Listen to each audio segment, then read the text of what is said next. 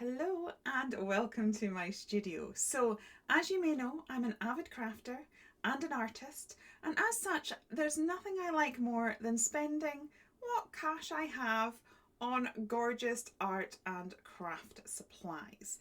As you can see, I have a room full of them. But do we need all of these things in order to make beautiful art? That's a question we're going to tackle today by creating two very different journal pages. So the first page I'm going to create is in this one here. So this is a new journal I've just made myself. It is a diary or planner that I've repurposed and turned into an art journal. So it hasn't cost me anything. Well, obviously it cost me in 2022 um, to buy the planner, but it's lived its life. It filled its purpose at that time. Now it's getting a new life as an art journal. In this page, we are going to use household supplies and very minimal art supplies and budget ones at that. And we're going to see what we can create. This is my Diane Reevely journal. Now I spent quite a bit on this. I do like her journals and I love playing in them. And in this page, we are going to throw everything at it. We're going to use luscious paper, we're going to use gorgeous paints, we're going to use all our crafty supplies and create a page. And let's see if there's a difference. So this is my perfectly planned 2022 that is now an art journal. So just having a closer look at both the journals, and this is the Diane Reevely one, which I've not done much in, to be honest. I really like that one for swatching. So because this particular journal is not designed to be a journal, the paper is quite thin. So what I tend to do is glue 3 pages together so that we've got enough weight for it to carry the various mediums and anything that we might decide to throw at it in the process. So I do have a whole pile of magazines and old books and music sheets years ago. It's on my channel somewhere. But years ago, there was a charity shop in a local in Inverness that said that you could take as many books as you could fit in your bag for £5. So I asked them, how big can the bag be? And I went with one of these massive Tesco bag for life things and literally filled my boots. I came away with so many books and music sheets and and I've barely made a dent in that stash. So this is what I'm using. So as I said, this is like a repurposed planner, and now we are using all of these books and things that I bought in the charity shop. So literally anything that I am putting on cost me pennies, literally pennies. So I am using gel medium to stick it down. I think no matter what your budget, if you are doing any form of mixed media journaling or mixed media in general, I would highly recommend that you have a gel medium, that you have gesso. Today I am going to be using both clear and white, but if you have those staples, anything else can be added. So you can create, if you've got those, you can literally create anything. So I am now going to do the same process. Normally when I do a video, I finish one page and then move on to the next one, but I kind of wanted to show in this video how we are accomplishing the exact same steps but with different products. So again, this is me laying a little bit of background paper on, but we are using this gorgeous Stamperia paper. Now I can't remember exactly how much this cost me. It's not the cheapest Stamperia. I think I was about £12 for this paper pad, and it doesn't have the biggest amount of sheets in it either, but it is lush. So I've taken papers with text and script and fairly muted designs and done the same thing and just layered a whole load of it up for the base colour. And again, I have used gel medium. So that's both of them side by side, and here is when I am coming on with the gesso. So initially I start off with clear gesso. That is basically to give everything the same surface. Gesso is literally a primer, and it also gives it a little bit of tooth. It's particularly important on our planner one because the papers are not designed for medium, so it just gives it that protective barrier and allows you to be able to work on it with your arty products. The other thing I like to do is to come in with some white gesso as well and just sort of soften the edges of where the bits of paper have gone. Essentially we have just ripped bits of paper up and stuck them on a page, but we don't want it to look like that. We want it to look like part of the page. So in the more expensive page that we are doing, I am pulling out one of my stencils and some texture paste. I do love a little bit of texture on a journal page, so we are just popping that on and letting that dry. Now I realise I hadn't thought ahead for putting texture onto the cheap version. There's actually lots of things we could have done. You can create different effects with toilet roll paper, you can create different effects with masking tape, so there's a few things that you could do. I'll maybe do a video on that, on budget ways of creating texture.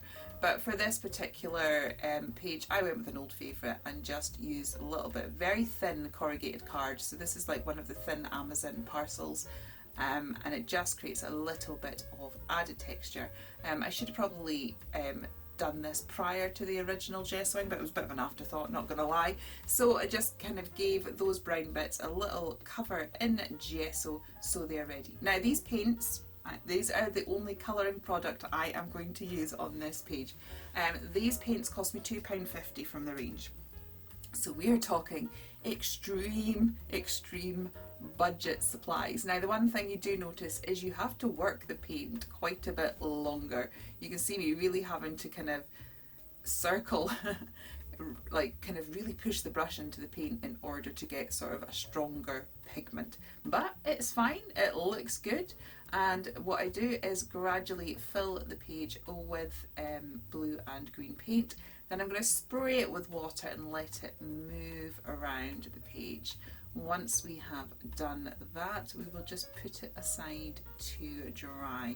Now I have to say, originally when I had planned this page in my head, I was going to go with a matte page, which is why I went for quite strong blues. Later on in the process I do begin to regret that, but never mind, we make it work. Now for the more expensive page, we are using Kuretake Gansy Tambis. They don't take nearly as much work to get the pigment on the brush, and they are gorgeous and rich and creamy.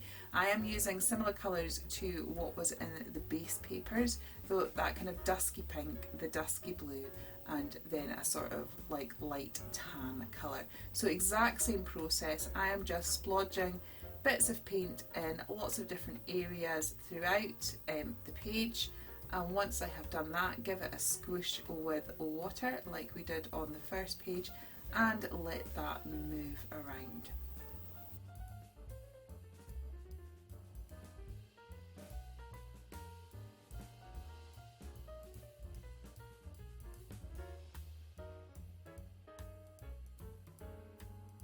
So moving back on to our budget page, I have gone back to some magazines. As I said, my original idea was to kind of have a map, and I had an atlas book, but I remembered the map in my head differently and I didn't really like it. So I kind of went through these magazines and saw these gorgeous sort of painty images.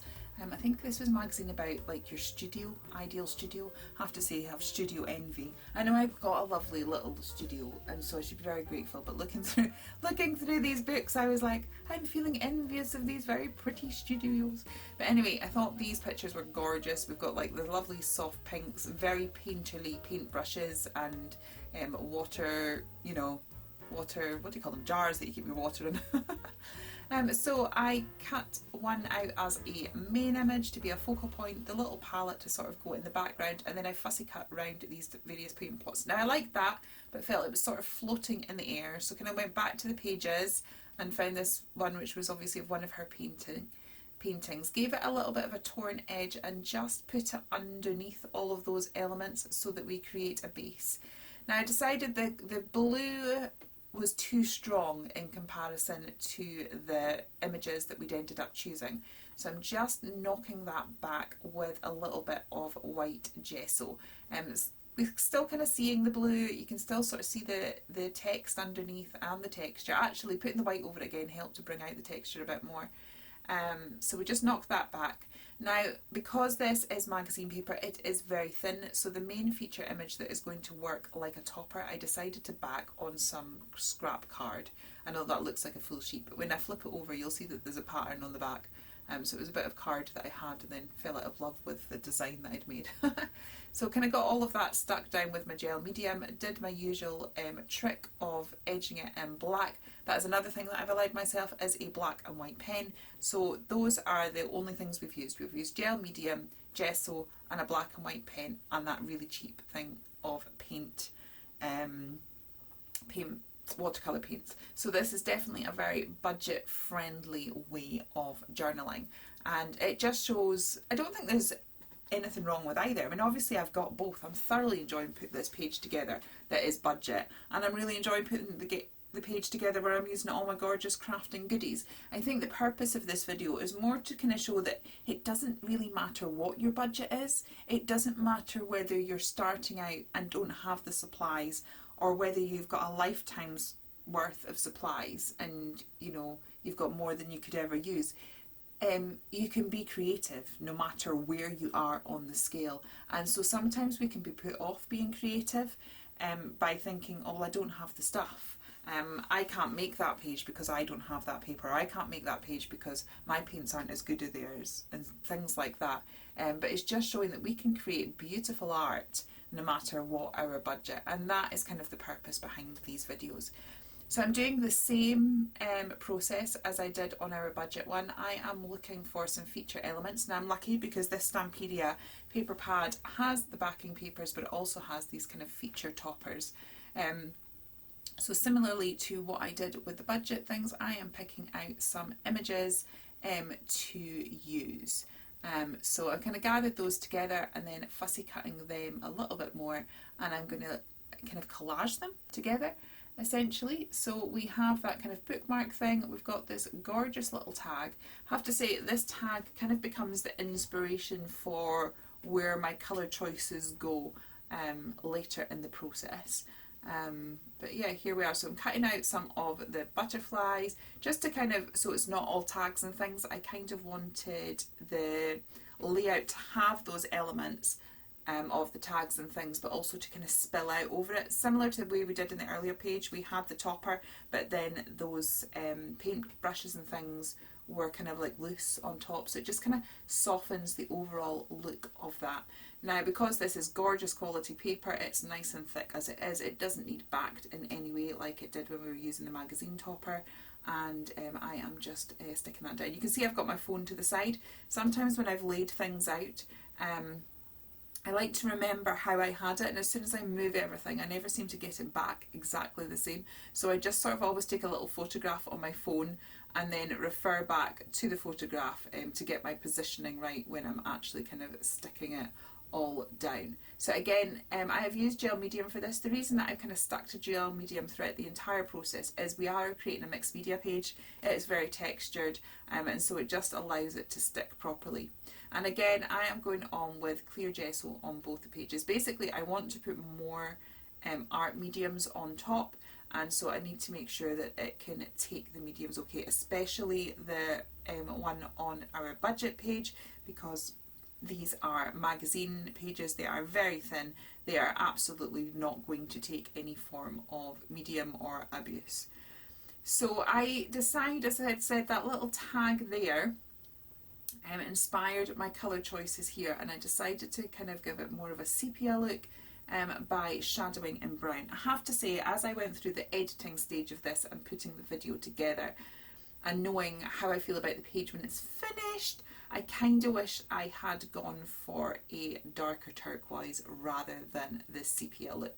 I mean, it still turns out pretty.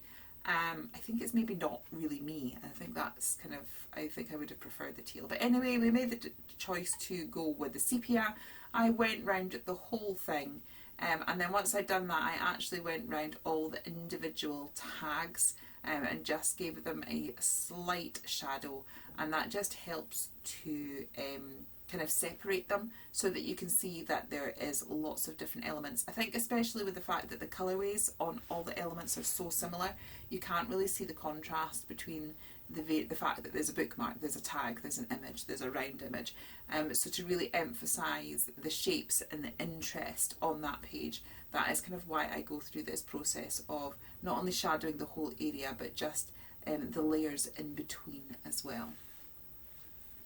Now, I felt this page, as I was working on our more expensive page, I felt like there was lots of detail in the background, and we'd kind of lost the detail on this particular page. We'd kind of lost some of the music paper and the text, just with the placement of our images and things like that. So I decided to kind of add a little bit more detail by doing some scribbly writing with a pen.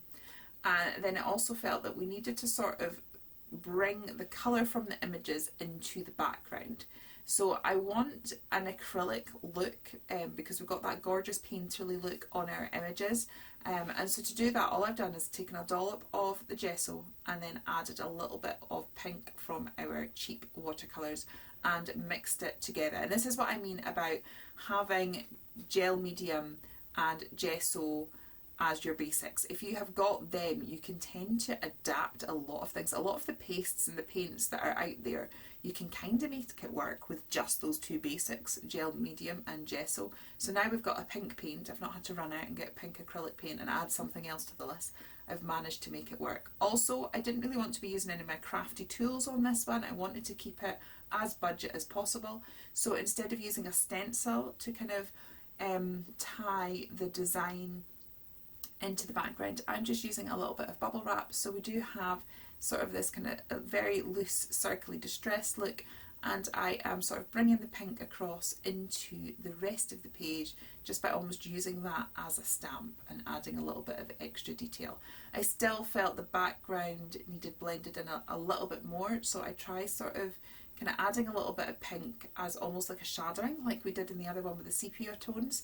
I thought the pink wasn't quite right for the images, so I just added in a little bit of brown into that mix so that we have more of, it's almost like a skin tone actually. And I just thought that suited the painting better. And once I put it down, you can absolutely see that the bright pink was a little bit too, I don't know, princessy pink for the image. So we've ended up just kind of knocking that back a bit. And the same way that we put pink into the background, I wanted to bring blue into the foreground. So I used the same technique of gesso and watercolour, and I'm just adding a few little blue splodges onto our actual imagery.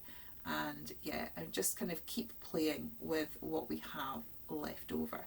Now obviously I have quite a bit of paint left over on my, well, it's not a palette, that is actually my stamping block. So what I tend to do is I have a spare journal that is my mop-up page, and rather than waste any of that, and especially if we're working on a budget, these little tips for not wasting anything are good. So I am just kind of getting as much of that paint and ink onto some of these pages in another journal, and it means when I actually go to start journaling, I have a little bit of a background, I have a starting point, which I enjoy because it actually saves you working from a blank page. Now, this in my head was going to be amazing, but it turned out not quite to be so. I have lost my Quickie glue pen. I'm going to have to actually order some more Quickie glue pens, I think. I had this tonic glue pen and I thought that might work for gilding wax. I wanted to add a bit of luxury, and I thought like kind of adding gilding flakes to the edges would have been really fun and gorgeous, but it was the wrong sort of glue for it. It wasn't a two-way glue, so it kind of, where it stayed wet, it stuck, but yeah, it wasn't overly successful. So I changed direction and get some soufflés, which is essentially like a gel medium with sparkle in. So had we wanted to do something like this in our budget page, we could have taken the gel medium that we have and actually stirred in some budget glitter. And we could have had a similar effect. So this is what I mean about having those two essentials. They really kind of, you can make it work.